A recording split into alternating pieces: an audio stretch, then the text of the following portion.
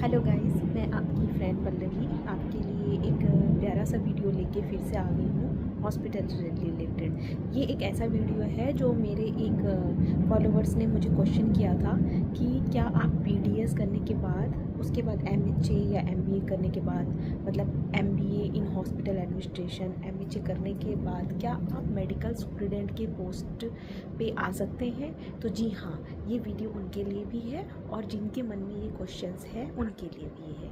तो सबसे पहले मैं ये बता देती हूँ कि बीडीएस क्या होता है। तो बीडीएस, हाँ, आप बन सकते हैं, मेडिकल सुपरिटेंडेंट बन सकते हैं बीडीएस करने के बाद, एमएचए करने के बाद, या आप एमबीए इन हॉस्पिटल मैनेजमेंट करते हैं उसके बाद आप मेडिकल सुपरिटेंडेंट बन सकते हैं। पर हाँ, उसके लिए कुछ ज़रूरी बातें हम जान लेते हैं। सबसे पहले आपको बीडीएस आपने किया, बीडीएस क्या होता है? Bachelor of dental and bachelor of dentist. Okay, तो इसमें क्या हो, ये एक ग्रेजुएशन डिग्री होती है। ग्रेजुएशन डिग्री में आप इसमें एक डेंटिस्ट बन जाते हैं। आपको डेंटल के ट्रीटमेंट्स आ जाते हैं, दांतों से रिलेटेड कोई भी प्रॉब्लम आपके पास पेशेंट आता है तो आप उसका इलाज कर सकते हैं। तो वो एक डेंटल, और आप डेंटल ट्रीटमेंट भी कर सकते हैं, सर्जरी भी कर सकते हैं, क्योंकि इसमें सर्जरी भी जुड़ा हुआ है। तो उसकी जो भी स्टडी करता है तो वो एक डेंटिस्ट कहलाता है। तो वो एक डिग्री के तौर पे बीडीएस हुआ। ओके, उसके बाद आपने क्या किया? एमबीए किया इन हॉस्पिटल एडमिनिस्ट्रेशन या एमएचए, जिसको हम मास्टर ऑफ हॉस्पिटल एडमिनिस्ट्रेशन कहते हैं। तो वो एक पीजी डिग्री हो गई मैनेजमेंट की। आपने उसके बाद किया और आपने पढ़ा कि एडमिनिस्ट्रेशन क्या होता है, मैनेजमेंट कैसा होता है, हॉस्पिटल को कैसे संभाला जाता है।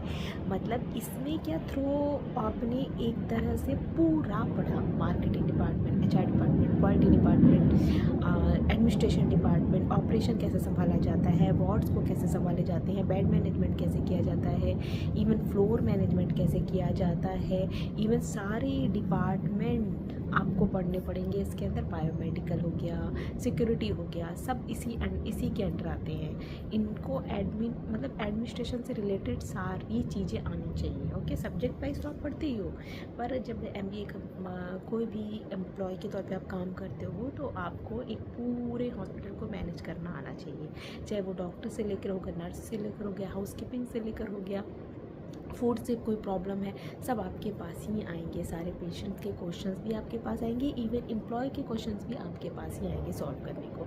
तो आपको एक मैनेजमेंट, एक लीडरशिप का आपको रोल निभाना आना चाहिए। तो आप मेरी बात समझ गए ना? बीडीएस किया आपने, एमएचए किया, एमबीए किया, जो भी किया, इसके बाद एक पीजी डिग्री ली।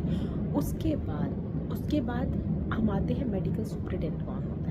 मेडिकल सुपरिटेंडेंट जो होता है वो, उसको हॉस्पिटल मैनेजमेंट आना चाहिए, ट्रीटमेंट की वैल्यू उसको समझ में आना चाहिए, एक क्वालिटी हॉस्पिटल आपको बनाना आना चाहिए। मतलब आपको कोई भी पेशेंट से रिलेटेड, उसके अटेंडेंट से रिलेटेड, या हॉस्पिटल से रिलेटेड, या हॉस्पिटल के एम्प्लॉय, आपको सब मैनेज करना आना चाहिए। मेडिकल सुपरिटेंडेंट का बहुत बड़ा रोल होता है।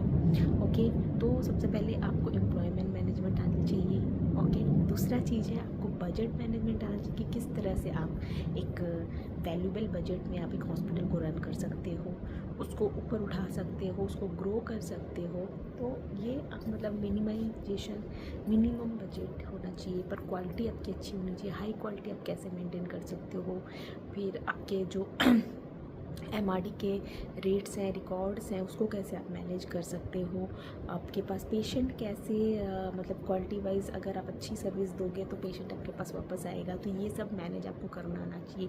बजट मैनेजमेंट हो गया। पेशेंट की देखभाल में मतलब आपके अंडर सारे ही रहेंगे, पेशेंट सर्विस, पेशेंट रिलेटेड जो सर्विस है, पेशेंट कस्टमर सर्विस है, सब आपके अंडर आएंगे, पर आपको उसको मेंटेन करना आना चाहिए। आप हेड हो तो आपके अंदर ये क्वालिटीज़ होनी चाहिए।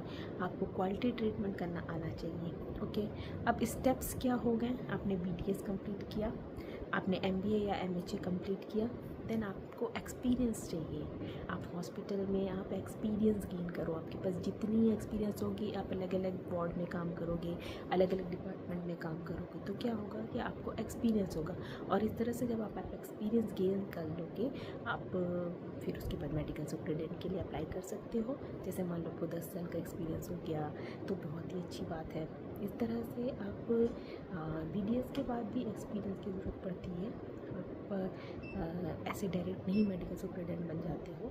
और अगर आप BDS के साथ MBA या MHA कर लेते हो तो आपको प्रेफरेंस पहले मिलती है, मतलब आपको पहले जॉब मिल सकती है, मेडिकल सुपरिटेंडेंट की पोस्ट आप प्राप्त कर सकते हो। ओके, तो अब इम्पोर्टेंट बात ये हो गई कि आपके अंदर कौन कौन सी क्वालिटी स्ट्रॉन्ग होनी चाहिए। पहली, आपकी लीडरशिप की क्वालिटी स्ट्रॉन्ग होनी चाहिए। आपके अंदर एक लीडरशिप का पावर होना चाहिए, क्योंकि आप एक हेड पे बैठे हुए हो, तो आपको मैनेज करना आना चाहिए एम्प्लॉय को। पेशेंट को आपको समझाना आना चाहिए, पेशेंट के अटेंडर को आपको समझाना चाहिए।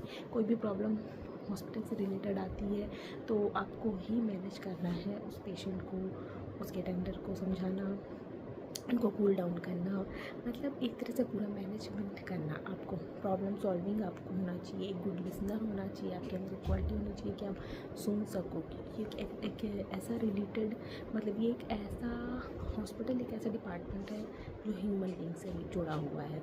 तो अगर आपके अंदर लिसनिंग की पावर नहीं होगी तो आप मेडिकल सुपरिटेंडेंट की पोस्ट पे फिक्स नहीं कर पाओगे, ज़्यादा देर टिक नहीं पाओगे।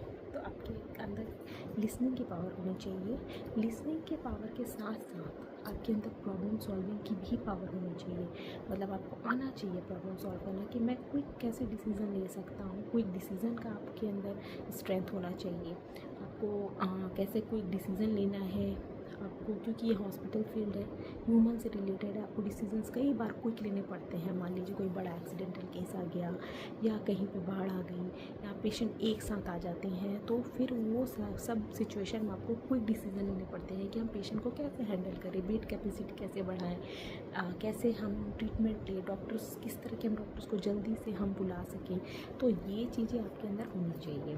ओके, आपका कम्युनिकेशन अच्छा होना चाहिए, गुड और हेल्दी होना चाहिए। मतलब आप बात कर रहे हो तो ऐसा नहीं कि बड़ जल्दी जल्दी किया जा रहा है, ऐसा नहीं। पेशेंट की पहले आप बात सुनो, उसके बाद एक डिसीज़न लो अपने मन में। उस समय आप बोलो नहीं पेशेंट को कि आपने क्या डिसीज़न लिया है। अच्छी तरह समझो, उसकी बात अच्छी तरह सुनो, उसको रिलैक्स करो, कूल डाउन करो, और उसके बाद अपना कोई डिसीजन लेके जो आपका कम्युनिकेशन, मतलब बोलने का भी तरीका है, वो बहुत ही cool down way of talking बहुत अच्छी होनी चाहिए, पोलाइट होनी चाहिए। अगर आपने एकदम हड़बड़ से या ज़ोर से उनको समझाने की कोशिश की तो कई बार वो पेशेंट गलत इन्फॉर्मेशन आपके हॉस्पिटल का दे सकता है, आपकी क्वालिटी ख़राब हो सकती है, हॉस्पिटल की पेशेंट आना बंद हो सकते हैं। इसलिए आपका कम्युनिकेशन गुड और हेल्दी होना चाहिए। हेल्दी मतलब पेशेंट या अटेंडर को रिलीफ होना चाहिए उस चीज़ से। तो कम्युनिकेशन पावर पे आपको काम करना होगा अपने। ये बहुत से इम्पॉर्टेंट पॉइंट्स हैं जो एक अच्छे मेडिकल सुपरिटेंडेंट में क्वालिटी होना चाहिए। तो हाँ, आप डेफिनेटली आप अप्लाई कर सकते हो। तो मे बी मेरा जो भी एक फॉलोअर्स का जो मेरे क्वेश्चन था सब्सक्राइबर का, तो मे बी उनको ये आंसर मिल गया होगा। तो कैसी लगी वीडियो आपको बताना। मे बी होपफुल आपको ये वीडियो समझ में आई होगी और अच्छा भी लगा होगा। तो थैंक यू फॉर वॉचिंग, और ऐसे ही मैं वीडियो बनाती रहूँगी helpful. Thank you so much, bye bye.